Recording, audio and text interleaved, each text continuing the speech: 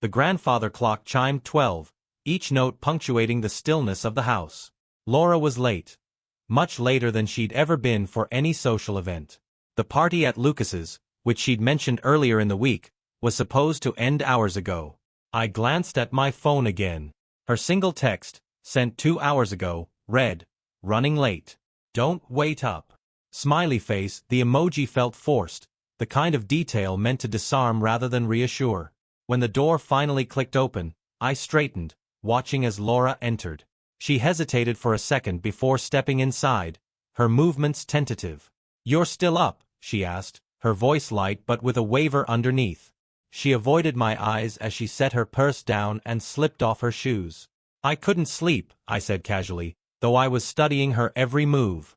Her cardigan was wrapped tightly around her, despite the warmth of the room. Her hair was slightly disheveled, her makeup smudged. Small details that might have gone unnoticed on another day. But tonight, everything about her seemed slightly off. "How was the party?" I asked. "It was fine," she said quickly, a little too quickly. "You know, just the usual. Drinks, music, catching up." The vagueness struck me immediately. Laura loved recounting every detail of events, but tonight, her answers felt rehearsed. "How's Lucas?" I pressed, keeping my tone light. "Oh, Lucas. He was just Lucas. You know how he is." She waved her hand as if to dismiss the subject and then launched into a description of the wine they served. Crisp, fruity, imported. She rambled, her voice a little too eager, trying to fill the silence. "Sounds nice," I said, though my mind churned. Laura didn't drink wine unless I was there to share it. "I'm exhausted," she said abruptly. "I'm going to shower and head to bed." She grabbed her bag and disappeared down the hallway before I could respond, leaving me alone with the heavy silence of the house.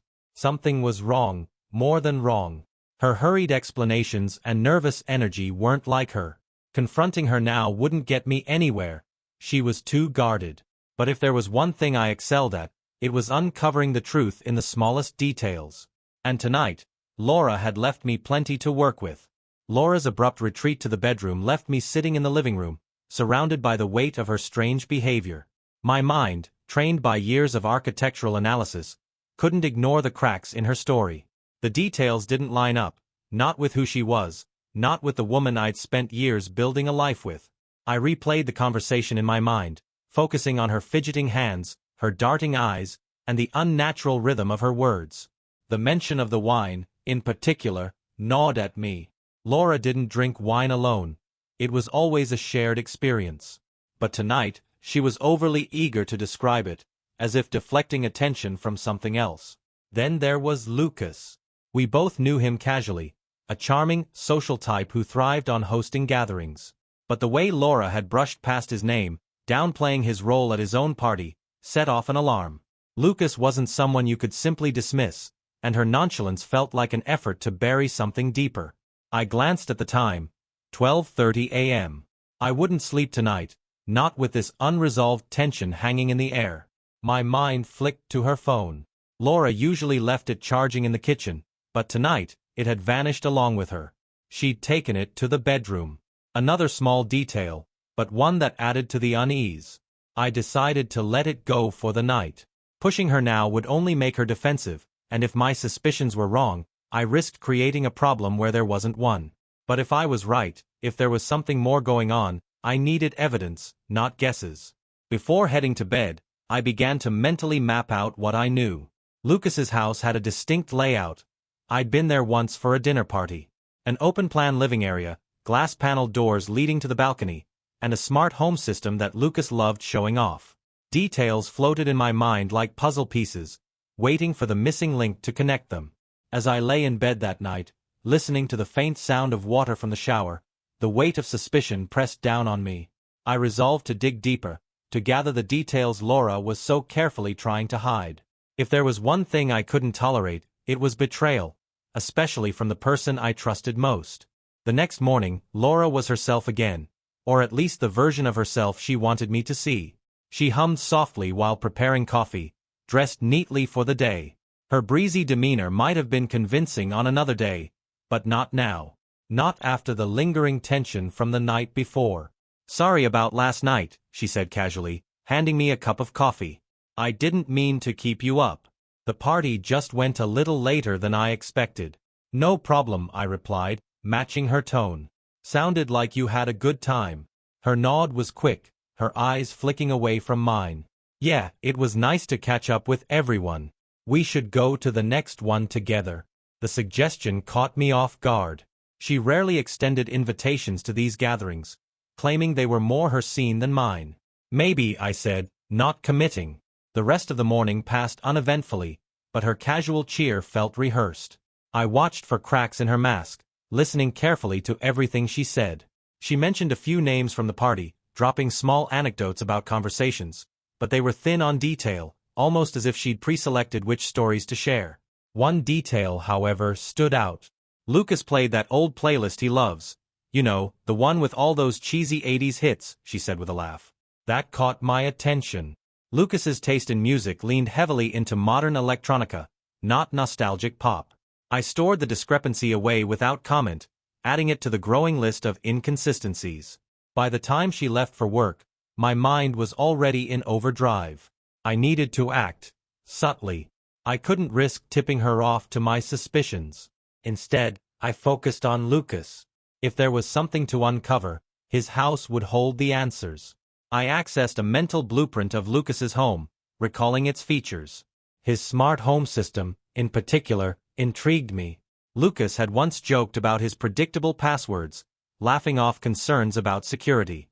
His pride in his system and his cavalier attitude toward privacy were the perfect combination for someone like me, someone trained to observe and deduce. Using my laptop, I searched for the brand of smart home system he used. It was a common one, and I quickly found its interface online. Lucas wasn't exactly creative when it came to passwords, and I remembered his bragging about how he used his birthday for everything. Within minutes, I was in. The security footage list appeared on the screen, a timeline of short clips. My heart raced as I scrolled through, stopping at the timestamps matching Laura's absence the night before. One file caught my eye, labeled balcony_camera.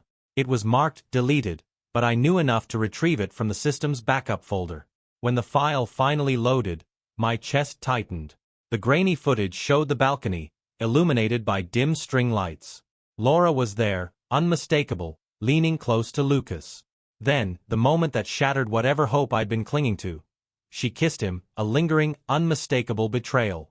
I stared at the screen, numb, as the weight of the evidence settled over me. Laura's lies, her nervous energy, the strange behavior, it all made sense now. Yet I didn't feel anger. Not yet. Instead, a cold, deliberate clarity began to take its place. She had betrayed me, but I wouldn't react impulsively.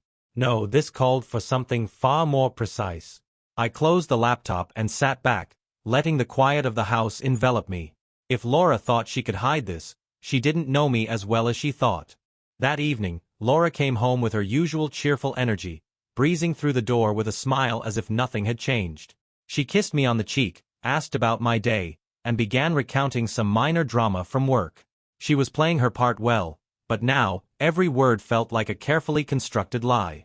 I played along, nodding and responding where necessary, even managing a laugh at her jokes. Beneath the surface, though, my thoughts churned. The footage of her and Lucas played on an endless loop in my mind, the clarity of their betrayal undeniable. But if Laura thought her secret was safe, she was mistaken.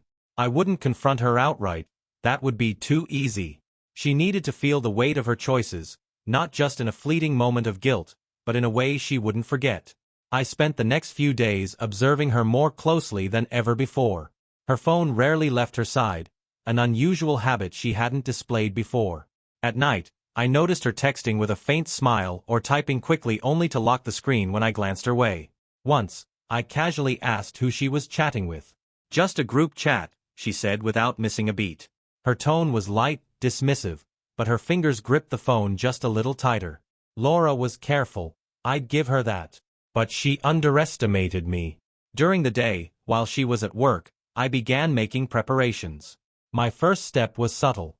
Securing my own assets. Laura and I had joint accounts, but I quietly began separating my finances, ensuring my earnings and savings were under my sole control. I'd always been the one to manage the bills, so my actions went unnoticed. Next, I reached out to a trusted lawyer, discreetly asking about the best way to protect myself in the event of a divorce.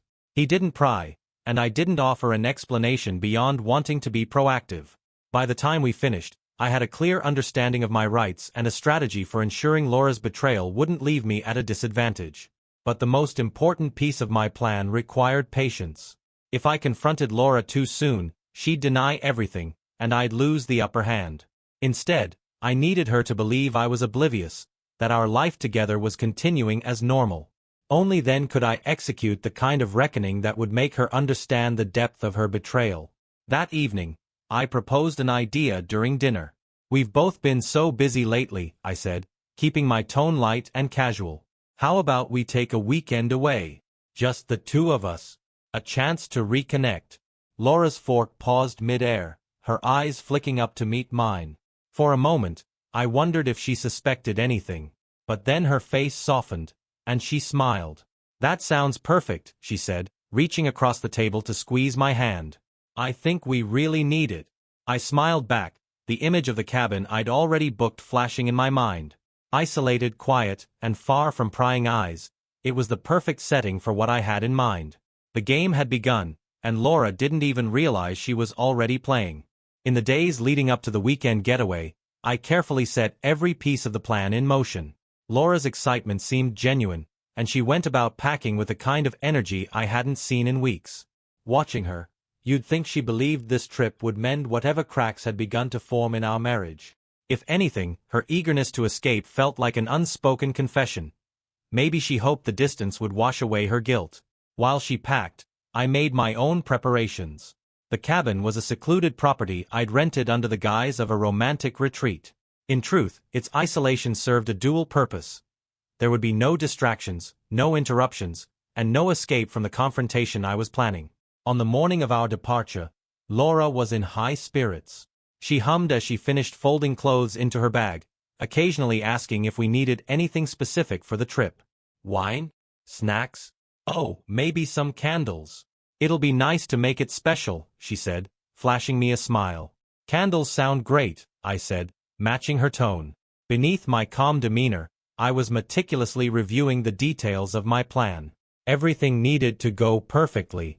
The drive to the cabin was uneventful.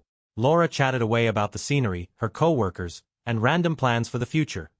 Plans she spoke of as if we were still on solid ground. Her voice was cheerful, her gestures animated, but I noticed the way her phone remained close at hand, even as we wound through forested roads. Finally, we arrived. The cabin stood nestled among towering trees, its rustic wooden exterior glowing warmly in the late afternoon sunlight. Laura's eyes lit up as we pulled into the gravel driveway. "It's beautiful," she said, stepping out of the car and taking a deep breath of the crisp mountain air. Inside, the cabin was cozy, with a stone fireplace dominating the living room and large windows offering breathtaking views of the surrounding woods.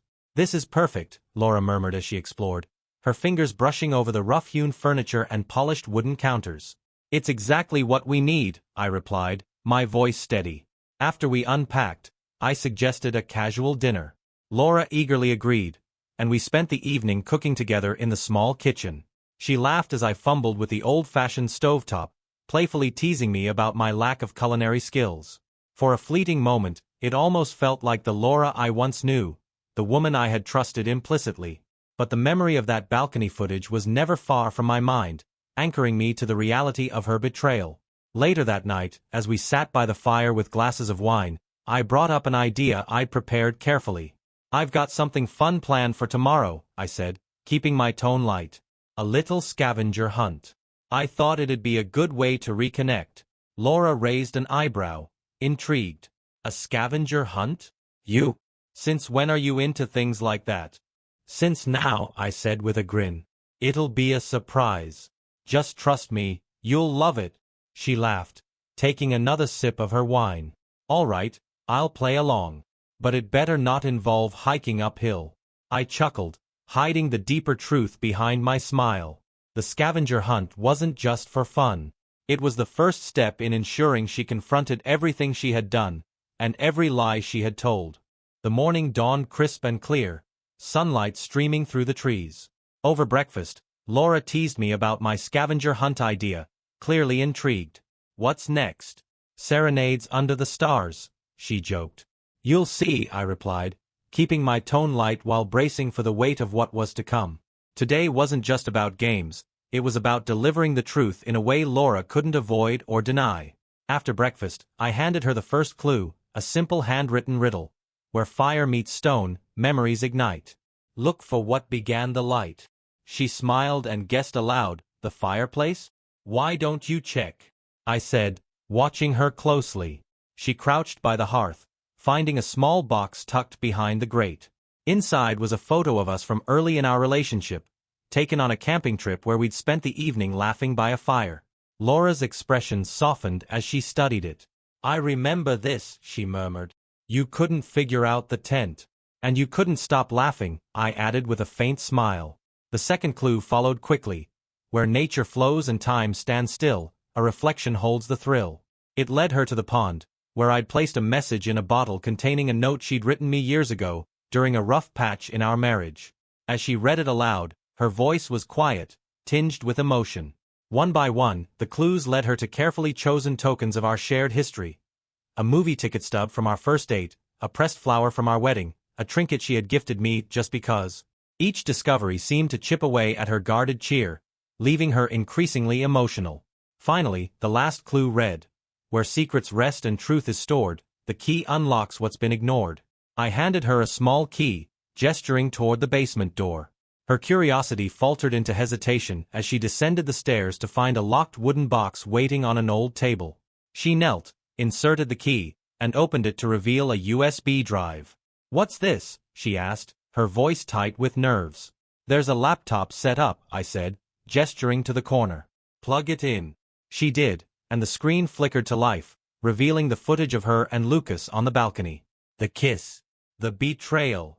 Her face shifted from confusion to horror as the truth unfolded before her eyes. When the words appeared, trust shattered cannot be rebuilt. Welcome to the beginning of the end. Her tears began to fall. I stepped into the room, leaning against the doorframe. Surprised? I asked, my voice calm but ice-cold. She turned to me, pale, her lips trembling. Evan. I can explain, she stammered, her voice breaking. But this wasn't the moment for explanations. Laura's guilt, laid bare before her, was enough. My plan had worked. The first blow had been dealt. Laura sat frozen, her hands trembling as she closed the laptop. Tears streamed down her cheeks, and her voice cracked as she tried to speak. Evan, please, let me explain. It's not what it looks like. I stayed where I was, leaning casually against the doorframe.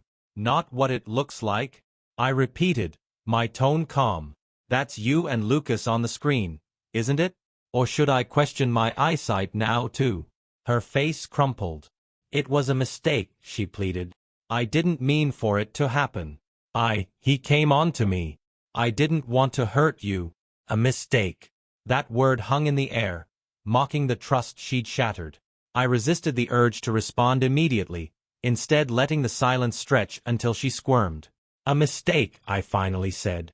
Mistakes don't linger on balconies, Laura. They don't kiss back. Her defenses crumbled further. I wasn't thinking straight. I was upset. You've been so distant lately. It was just one moment of weakness. Upset? I echoed, my voice sharp but controlled. That's your justification? You were upset, so you ran to Lucas? She lowered her head, her sobs growing louder.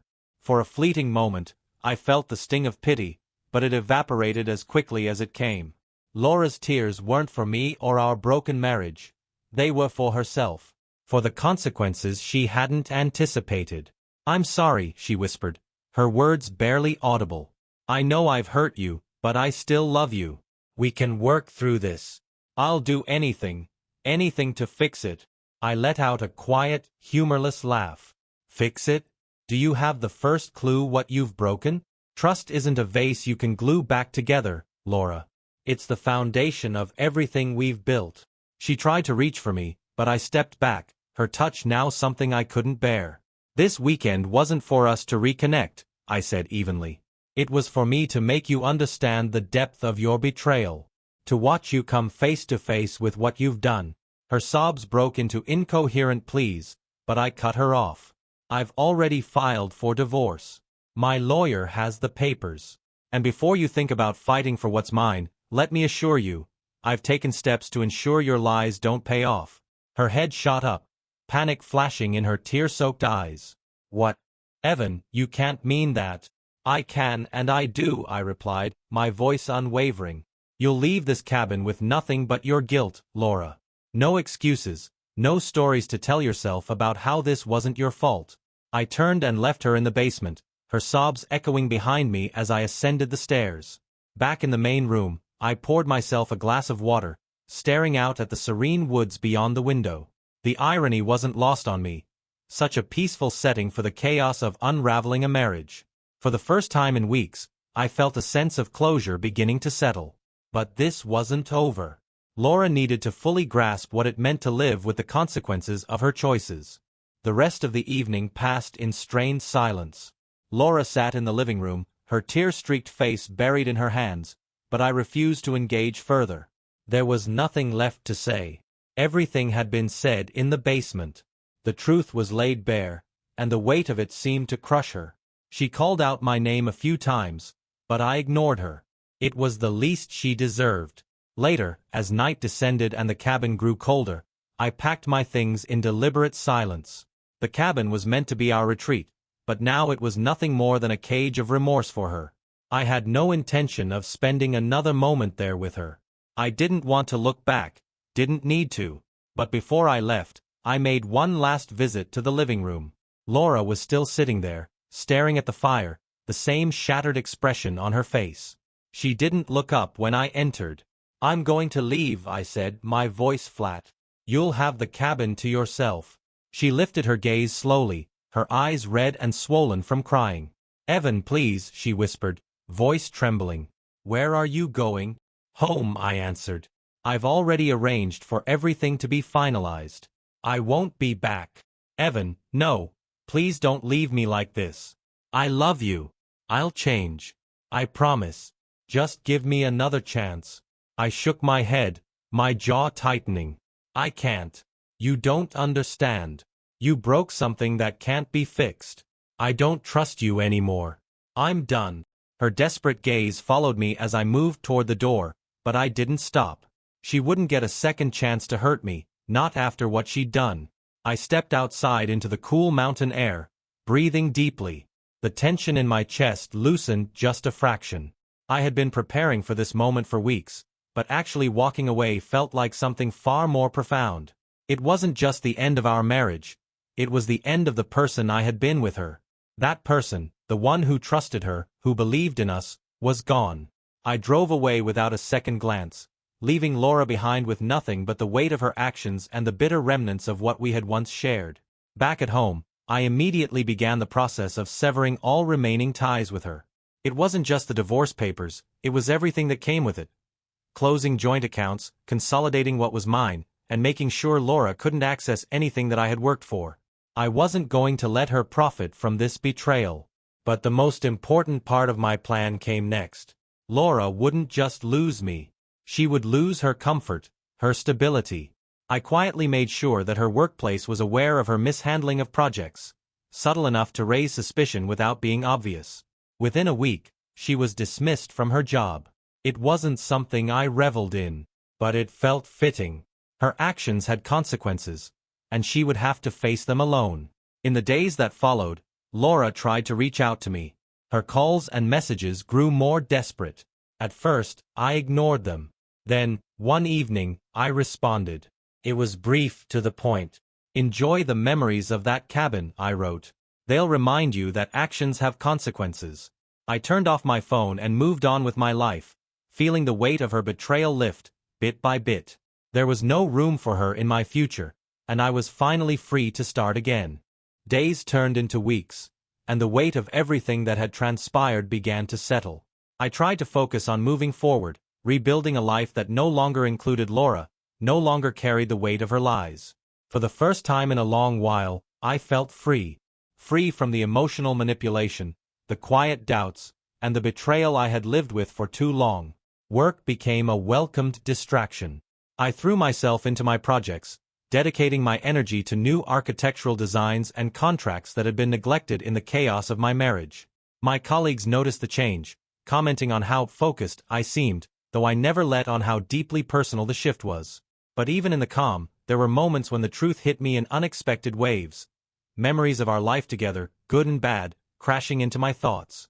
There were mornings when I woke up in a cold sweat, a flash of Laura's face, the vulnerability, the pleading in her eyes, reminding me of the depth of her betrayal. But each time, I pushed the thoughts aside. It wasn't about what I lost anymore, it was about what I had gained. My peace, my trust, my ability to rebuild. Laura's attempts to contact me persisted, though they became more sporadic as time went on. I'd hear from her every couple of days, usually in the form of text messages. Short, apologetic, and desperate. I ignored them all at first. But as the weeks passed, one message stood out. It was different from the others. Her tone was defeated, almost hollow. "I've lost everything, Evan. I get it now. I'll never be the same person again." For a moment, I almost felt sorry for her. Almost. But then I remembered the scenes I had watched, the lies she'd spun to cover her tracks, and the way she had betrayed me with Lucas. Sympathy quickly gave way to resolve. It was too late for apologies. It was too late for her to be anything other than the person who shattered everything we had. I deleted the message without a second thought. Eventually, she stopped reaching out altogether. Maybe she had finally realized there was no coming back. Or maybe she had moved on to find someone else to fill the void she had created. Either way, it no longer mattered to me. In the months that followed, I focused on rebuilding my life, on what truly mattered. I found solace in solitude and purpose in my work. I started dating again, but this time with a sense of cautious optimism, a clear understanding of what I was looking for, and more importantly, what I wasn't willing to settle for. Through it all, I never once regretted my decisions. I had been hurt deeply, but I had learned from it. What I had gained from the experience was far more valuable than what I'd lost. I had my peace, my self-respect, and the knowledge that no matter what happened, I would never let anyone take that away from me again. As for Laura, I knew she would carry the weight of her choices forever. She had lost not only me but everything we had built together. There was no rebuilding after that. And in the end, that was the only real lesson she would ever learn. As the days turned into weeks, the harshness of betrayal started to feel distant, as if it belonged to a different chapter of my life. The emotional weight that had consumed me for so long began to lighten, though the process wasn't easy. It was a gradual shift, an ongoing transformation where, piece by piece, I rediscovered who I was. I had been living in the shadow of a lie for so long that stepping into the light again felt strange but necessary. I focused on the small things first. I started running again, letting the rhythm of my feet on the pavement help clear my mind. I picked up old hobbies I had abandoned, like cooking meals from scratch and reading books I had put down during the chaotic years of our marriage. In those simple acts, I found a kind of peace I hadn't realized I'd lost. Reconnecting with old friends was another step in the process. They had seen the cracks in my marriage long before I did and had always been there, waiting for me to come to my senses. When I finally reached out, they welcomed me back without judgment. I realized how much I had missed their honesty, their straightforwardness, and their ability to call me out when I needed it most. There were still nights when the memories of Laura tried to sneak back in. Her laughter, her touch, the life we'd shared. But those moments, instead of haunting me, began to fade into the background. I learned to see them for what they were. Snapshots of a past I couldn't change. What mattered now was how I moved forward. After a while, I felt ready to date again. I wasn't looking to replace anyone, especially not Laura. But when I met someone new, it felt different. She was kind, down to earth, and gave me space to rediscover the joy of simple, honest companionship. It wasn't about rushing into something. It was about taking my time and letting trust build naturally, without the shadows of the past hanging over us. Meanwhile, I heard occasional updates about Laura through mutual acquaintances. She was adjusting to her new life, downsizing her apartment, taking time off work to figure things out. I didn't feel anger anymore. Just a quiet indifference. Laura had made her choices, and now, it was her turn to live with them. I never regretted the steps I had taken. The decision to move on was one that I had to make for myself, and it was liberating in a way I hadn't expected. The divorce was finalized, the financial mess resolved, and with that, all ties to the past were neatly severed. The chapter was closed. What I hadn't anticipated was the peace that would come from walking away. I didn't need closure from her. I had found it in myself. With each passing day, I grew more sure that I had done the right thing. The person I had been before Laura was still there, stronger, wiser, and ready for whatever the future would bring. The months after everything settled felt like a fresh start. There was a weightlessness that came with the absence of Laura's presence in my life. It wasn't just about moving on, it was about rediscovering what it meant to live for myself again. For the first time in years, I could breathe without the suffocating weight of betrayal hanging over me. I threw myself into my work, and with a renewed focus, my professional life flourished. Projects that had once seemed mundane took on a new energy. I realized that I had been holding myself back, unable to fully engage in anything because of the emotional burden I had carried for so long. Now, with that weight lifted, I approached each day with a new sense of purpose, of control over my own destiny. It wasn't all about work, though. I began to reconnect with the things that had once brought me joy, going for long walks in the evenings, taking weekend trips to places I had always wanted to explore. I took time to savor life in ways that had felt impossible when I was still tied to Laura's world. It was a reminder that the world didn't revolve around one person's choices. There were so many other experiences out there, so many opportunities waiting for me to embrace them. I also realized that the process of healing was an ongoing one.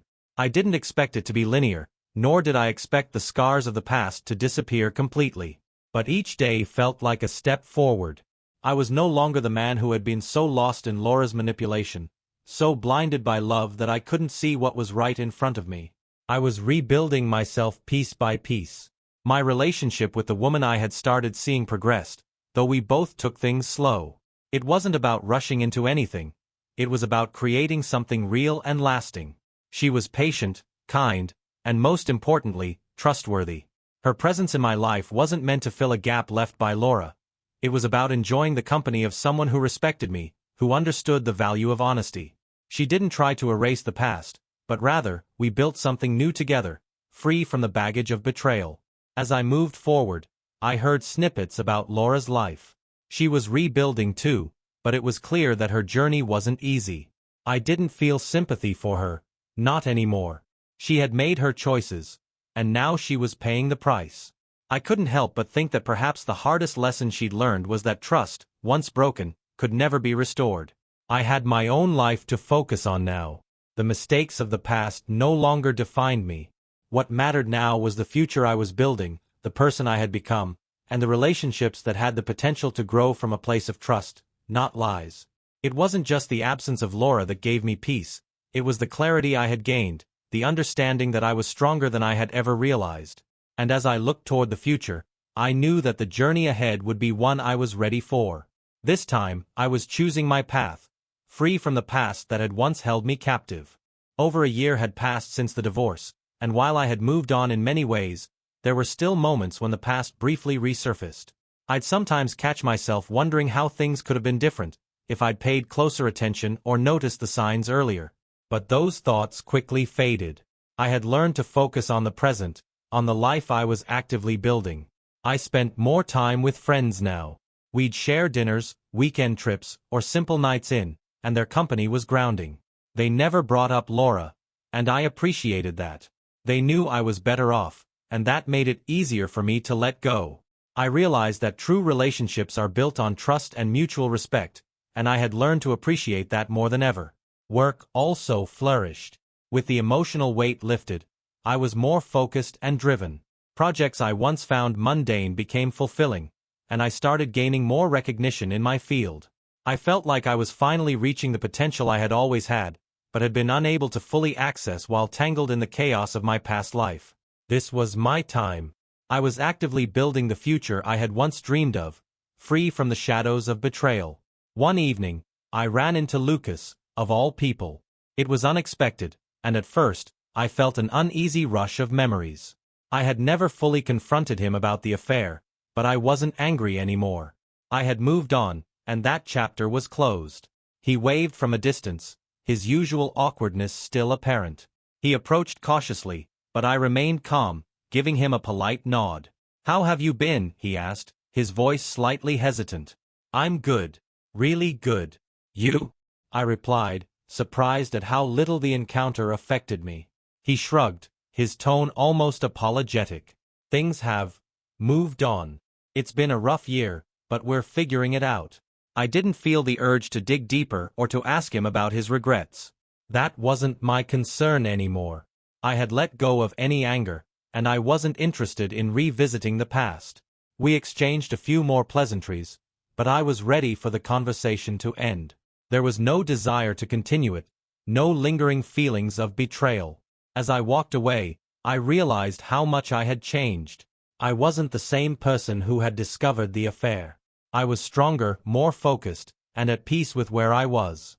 The bitterness and anger had faded, replaced by clarity. The past was just that, past. What mattered was how I chose to live now. I didn't need revenge or closure from anyone. I had created my own peace, a peace that came from letting go of everything that no longer served me. I had my life to live, and it was good. It wasn't perfect, but it was mine, and that was all I needed. Over a year had passed since the divorce, and life had gradually settled into a new rhythm. The weight of betrayal and mistrust that once overshadowed everything was gone.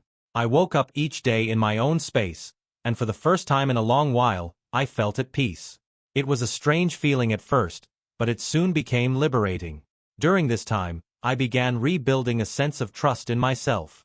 The affair had been a major blow, but it had also taught me a valuable lesson. Self-worth isn't defined by the actions of others.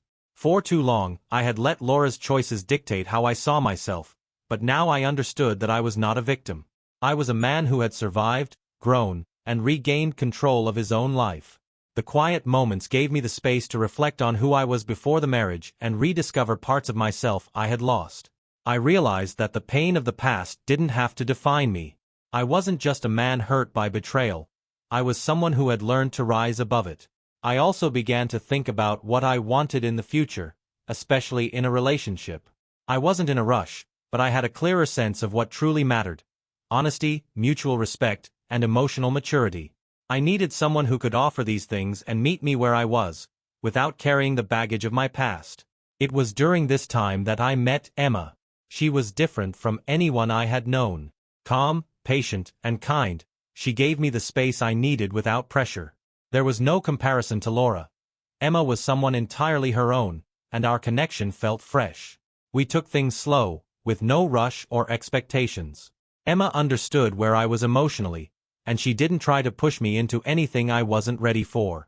I appreciated her in a way I hadn't thought possible.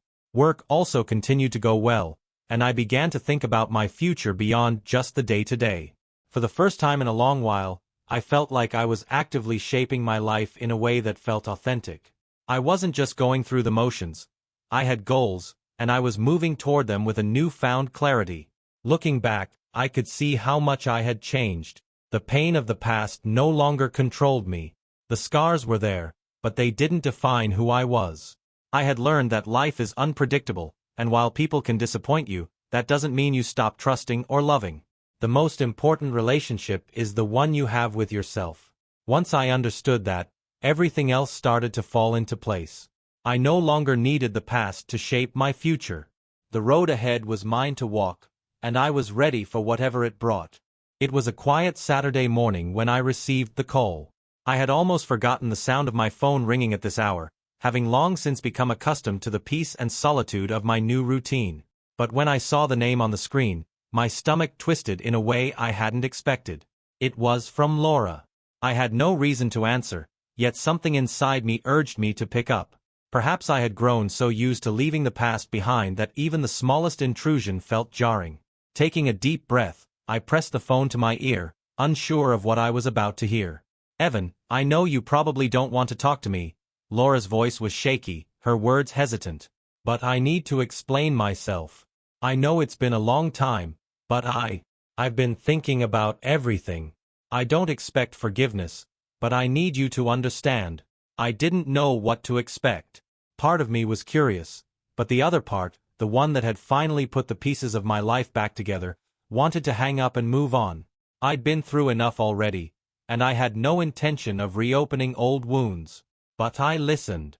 She continued, speaking more about regret than I'd ever heard from her before. She talked about her mistakes, about how she had failed both of us. I was surprised, but I didn't let her words pull me back. It wasn't that I didn't feel for her, but I had moved beyond the need for closure.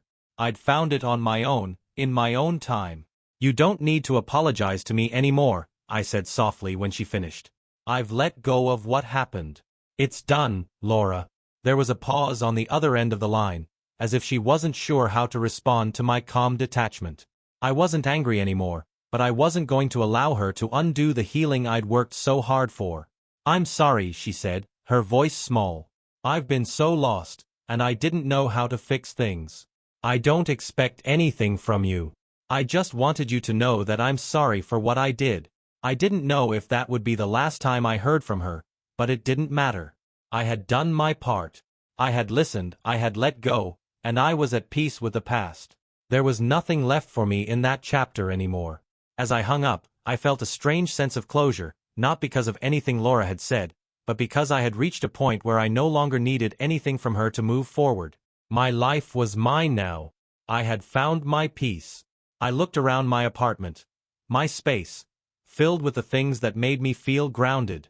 Work was flourishing, my relationship with Emma was growing in a way that felt natural, and I was slowly learning to trust again, but this time, it was with someone who had proven herself worthy of that trust. It wasn't perfect, but it was right for me. The future was still uncertain, but for the first time in years, I felt confident enough to walk forward without fear. Whatever came next, I knew I could handle it. I had learned to trust myself again, and in the end, that was enough. A few months had passed since my conversation with Laura, and life had continued its steady pace. I wasn't haunted by the past anymore. In fact, I had begun to wonder if the scars would fade entirely one day. What used to feel like an overwhelming weight was now a distant memory, a part of me I no longer needed to revisit. My thoughts were consumed by the present, by the people I had in my life, and by the things I had learned. Emma and I had grown closer, and though we had taken things slow, I felt a sense of trust building that I hadn't experienced in years. There was no rush. No one was trying to force anything. The connection we had felt like it was growing organically, and that was something I valued deeply. We had shared enough moments, laughs over dinner, late-night talks, and quiet weekends, to know that this was something worth exploring. But even as things with Emma began to feel serious, I still took time for myself, to reflect and make sure I was the man I needed to be. I didn't want to lose the sense of independence and peace I had fought so hard to reclaim. At work, things were continuing to go well. I had taken on new projects that challenged me in ways I hadn't anticipated, and I found myself excited about the future in a way I hadn't been before. My career was flourishing, and I had begun to see how far I had come, both personally and professionally, since the days of doubt and despair. The emotional weight of the divorce was gone. The idea of revenge, once a fleeting thought, had become irrelevant. I didn't need to get back at anyone or prove anything anymore. I had my life back, and I had learned that the best way to heal was to keep moving forward, to embrace the opportunities ahead and to cherish the relationships that truly mattered. One evening, after a dinner with Emma, we walked back to my apartment, and I realized how much I had grown. I was no longer that man who had been betrayed, broken by the weight of someone else's choices. I was someone who had found strength, rebuilt his life, and now stood on his own 2 feet, fully aware of what he deserved. As we reached the door, Emma turned to me, her smile warm and knowing. "You're different," she said softly, her words simple but true. "You've come so far." I didn't need to say anything in response. I just smiled back, because she was right. I had come far. And for the first time in a long time, I was truly at peace with the journey I had taken, with the person I had become, and with the future that was unfolding before me. The past no longer held power over me. It had been a chapter, but now, I was writing my own story. Thank you very much for watching. I hope you enjoyed this story. Have a good day everyone, and don't forget to subscribe to the channel.